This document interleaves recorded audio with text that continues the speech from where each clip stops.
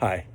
A venture capitalist and startup advisor in Silicon Valley, or in Northern California, published an article about artificial intelligence and its ability to provide universal basic income for all Americans.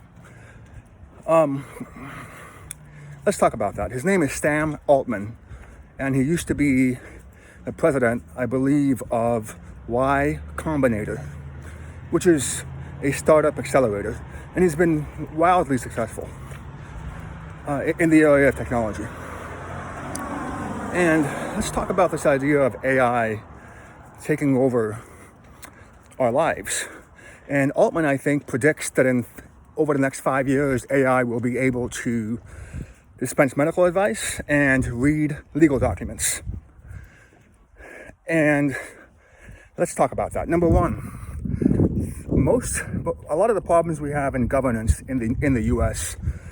are because engineers don't understand the law and lawyers don't understand economics. In order for AI to be truly useful, it has to be present in an area where data is corruption-free. So you can see how that would work in a situation like chess. There's no doubt that even if a second Bobby Fischer were to arrive on the horizon, there's no doubt that AI would be able to beat that person in a 10-game series. Now, that's because, again, you're dealing with mathematical principles and a fairly predictable set of events. That's also why within the medical field, a lot of people think that AI will be extremely useful. And there's no doubt that it will be, especially if we ever get to a world where a doctor can look at a DNA profile and then match the DNA with whatever drugs would be most efficient and useful. And right now, to be blunt, the medical profession really isn't much better than the Stone Ages, because other than surgeons, obviously, right? Because all we're really doing is either trying to zap something or, put yourself in a position where you're taking a pill that isn't tailored to a specific thing. It actually goes throughout your entire body and probably it does create a lot of side effects. The idea behind a DNA profile, behind gene sequencing and so on, is that it's possible that one day we can minimize those side effects and engineer a pharmaceutical world where machines distribute pills in specific doses tailored to you. So we can see right away that AI can be very useful to the extent that we have a predictable set of data that is corruption-free. In other words, you're not trying to fool the data, and there's no way for a human being to trick the data in order to get a particular outcome that is beneficial to his or her company or his or her belief system. We can see that in the medical field, it's also obviously useful to the extent that it can provide individually tailored solutions as opposed to general solutions, which is where the medical profession is right now. Now, when Sam talks about the law, that's where you get the idea that he really is out of his field. And within the law, there's been multiple attempts to homogenize the system in order to make it cheaper and more affordable and more accessible. And what has happened is because the legal profession has failed to simplify not just litigation, but just policy making, the politicians in this country are now essentially resorting to paying people off. That's actually the link between Sam and the political world, is that the legal system has now failed so badly in providing accessible outcomes and process that most politicians are now comfortable simply paying people off. You might say that's what the mafia does, But of course, the government was designed to supplant the mafia as opposed to creating a parallel structure to it. The government in many cases exists in order to drive out the mafia and to provide a better alternative. I remember once being in Las Vegas and one of the car dealers told me that the city was better run when the mafia was in charge. I don't doubt that. If you can use extrajudicial methods of enforcement, whether for debt collection or coercion, you will probably be in a city that works more efficiently. And again, the idea of a government is to create an alternative that is not necessarily as efficient, but more honorable and more accessible. So you're moving away from who you know and into a situation where merit has a better chance of succeeding as opposed to nepotism. And in terms of the law, the reason AI will never be able to be very efficient within the US is because we have 3 layers of government. We have local, state, and federal. And we have that in order to encourage local politicians to come up with their own systems and their own way of doing things so that they can tailor their policies towards their own local residents. So what works for Topeka, Kansas probably doesn't work for Tallahassee, Florida. Different climate, just all sorts of different issues, right? So the idea that we're going to somehow, first of all, in order for AI to work, remember most of the laws that apply to you are drafted by the state, not the federal government. So in order for it to apply, you're going to have 50 plus, you've got Puerto Rico, Washington, D.C., you're going to have 50 plus AI programs. And on top of that, you're going to have to tailor all those 50 programs and 50 sets of codes to local governments, which again, are not necessarily corruption-free. And it doesn't have to be overt corruption. When I was opening the Lanaut business here in Santa Clara County, I had to get a fictitious business license from the county and a tax certificate, essentially a business license, from the city. Why?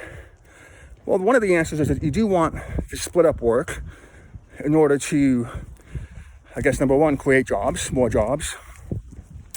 That is one of the functions of government, to create jobs and pass on institutional knowledge from generation to generation using, universities and a lot of other publicly funded institutions under its ambit.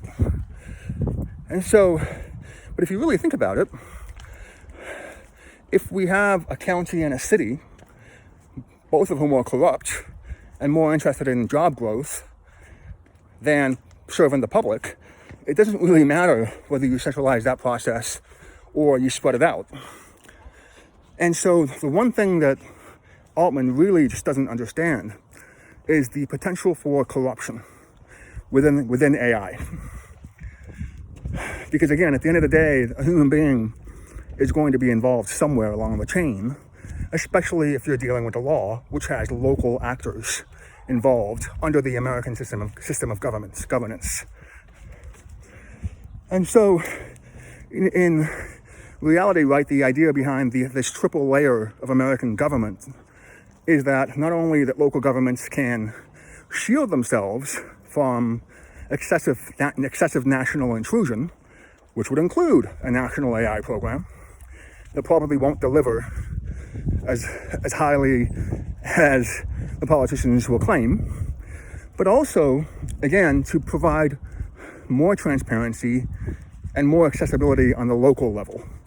If you look at the legal profession, which actually happened is the opposite.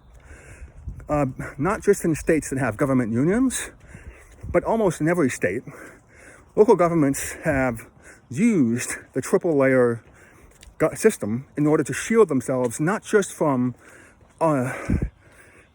unwarranted or unaccountable input from the federal government, which oftentimes will create policies without funding them those would be called unfunded mandates. So a lot of times the federal government might have an idea, but it won't pay for it. It might give a tax deduction, but it won't necessarily fund it. And so you could see why, again, there are legitimate reasons for allowing local control. Obviously that's sort of, with interest rates being so low, the funding mechanism has sort of gone away and been, in a sense, outsourced to the private sector. But getting back to the point, is that even in the legal profession, there's a joke that the inscription of Latin that's somewhere in most courthouses, no matter what it says, all of it really means hire local counsel. In other words, the local bar associations or the local, power syndicate within the legal profession have not used their ability to create additional regulations and additional add-ons to the national and state system in order to make things easier for you and me. What they've done is they've made it harder in order to preserve their own control and, in many cases, their own funding. And that's why the legal profession has not become simple enough to categorize through a technological system, despite whatever any engineer may tell you. The other issue, of course, is that if you're dealing with, say, the law as well as medicine, you're dealing with human nature. The idea that AI can possibly account for, say, somebody who comes in, shows elevated levels of whatever chemical, and then be able to figure out the source in a way that determines whether a homeopathic remedy is more appropriate or, or a pharmaceutical solution is more effective. There's no way an AI program can do that. In many cases, people themselves may not understand why their body may ascribe different or incorrect reasons to why they're feeling a certain way. And so you again have this problem of corruption within the data stream, whether it's intentional, as in the case of politicians, or unintentional, as is the case with many patients. We've all heard of malingering. What's the word for when you think you have a symptom but you don't really actually have it? I don't remember the word, but that would be relevant to this discussion. But think about the intersection of medicine and law. A lot of people in this country, because of the failure of equitable economic growth, have claimed disability benefits. And I've heard that in Appalachia, people will, claim benefits simply by claiming illiteracy, which would, of course, eliminate most jobs, at least above a certain level. And you can see how there's no way an AI program will be able to figure out whether somebody is being truthful on that application. And so, once again, you've got the problem of human nature, which Altman is trying to solve. He's trying to say that I see all these problems, and the way to solve them would be to have this one-size-fits-all program that would give people an incentive, for example, not to apply unjustly to a specific SSI program or income program. And by making this universal, we can perhaps one day eliminate the need for all these other complex programs where fraud is a potential issue. But here's the problem. What Altman isn't saying, here's one of the things he's trying to say. He's trying to say that at some point you can tax companies over a certain size, 2.5% of their market valuation, in order to fund a UBI program that pays over $12,000 a year to, I believe, every American adult. Let's set aside the fact that in order for that to happen, you would have to, you're talking about massive job losses. You're talking about, essentially wiping out a whole swath of jobs all over the country and then replacing them with AI. All I can think of, by the way, is the Matt Damon movie Elysium. And that's what a lot of people are, if they've lived life, are correctly predicting, if people like Altman have their way and convince politicians to do what they want to do, what Silicon Valley wants to do.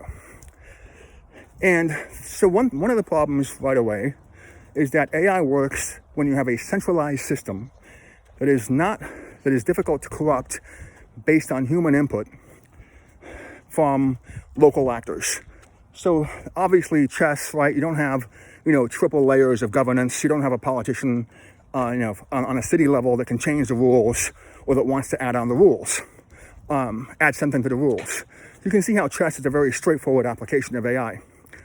And whereas once you get to this idea of, suddenly having a decentralized system where human input becomes more and more likely, especially in a government union situation where government which will again either regulate or run these programs, at least in terms of input and data analysis. There's going to be human beings somewhere along the chain, one which, by the way, can be paid off.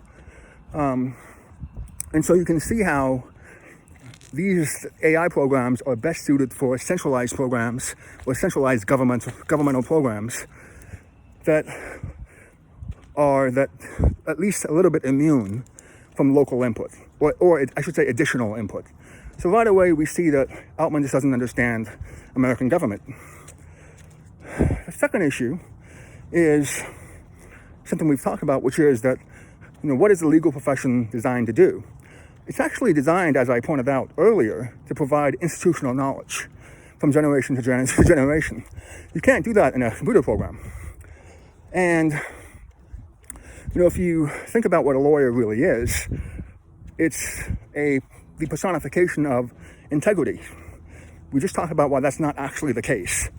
But the reason why lawyers and, say, police officers and other professions are given discretion is because of this idea that they are able to, using their own discretion and common sense and experience, they're able to provide a tailored solution, a bespoke solution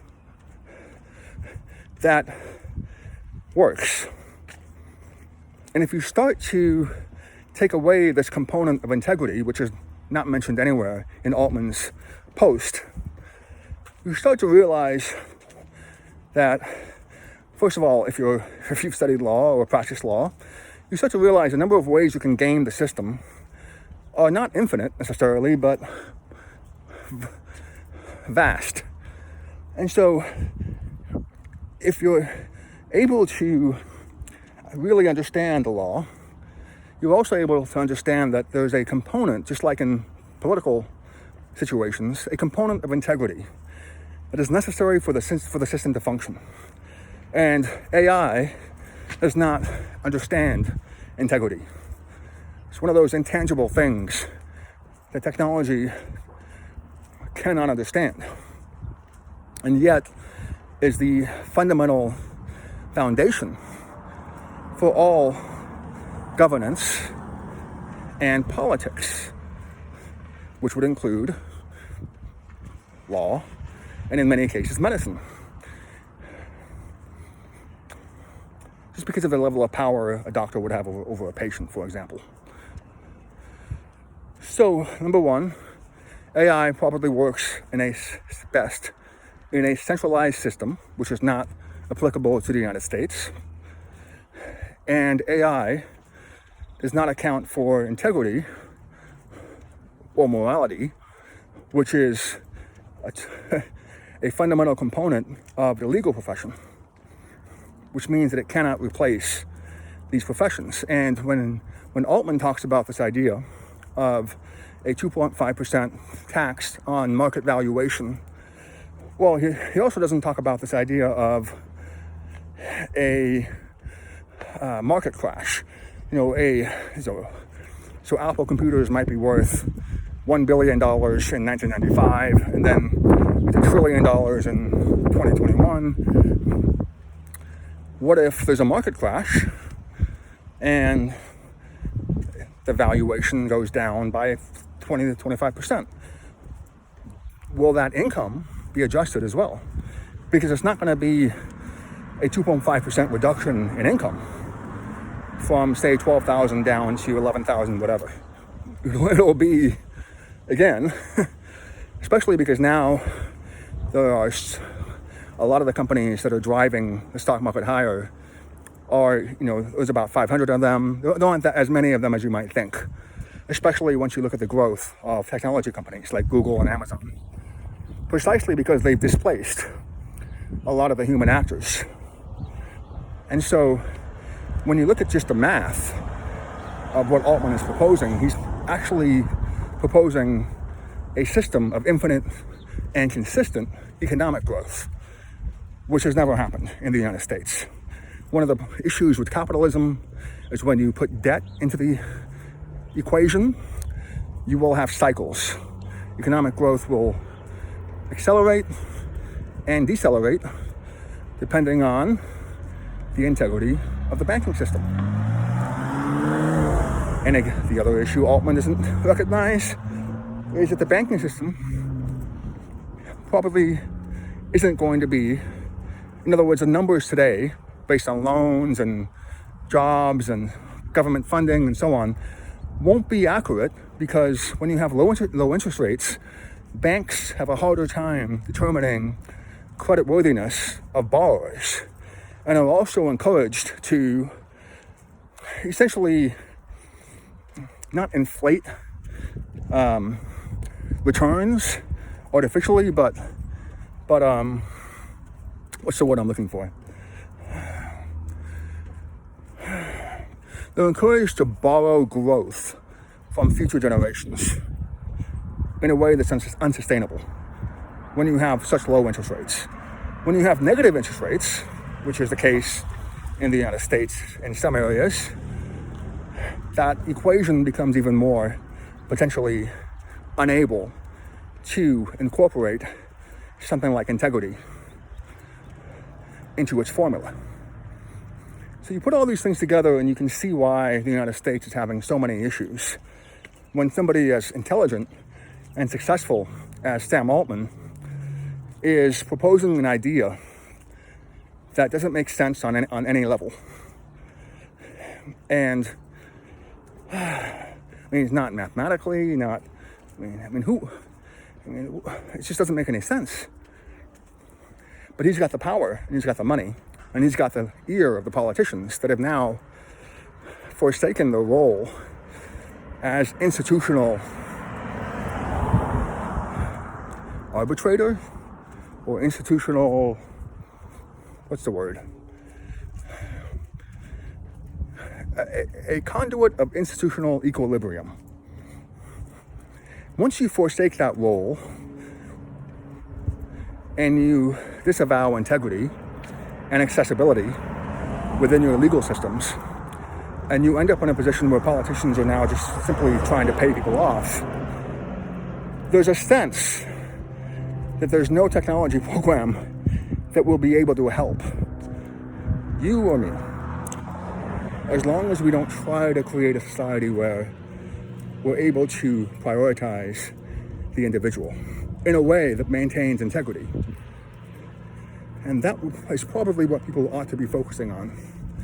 And especially within the context of government unions that in many cases have taken over state legislatures, and in doing so carved out special exemptions for themselves. Most Americans now realize that dynamic is an issue with police unions, but police unions operate on a local level, not a statewide level. That's usually teachers' unions. So when you put all these things together, I think that it's going to be a situation where you've got to do a better job trying to put things in context. And people like Altman, with this one post, have damaged their credibility. And I say that as someone who was a fan of Altman, because he's got such success, such good ideas in the past. And for him to come up with an idea like this, it tells you that his wisdom is not getting better. It's getting worse, which tells you that he's probably not on the right path.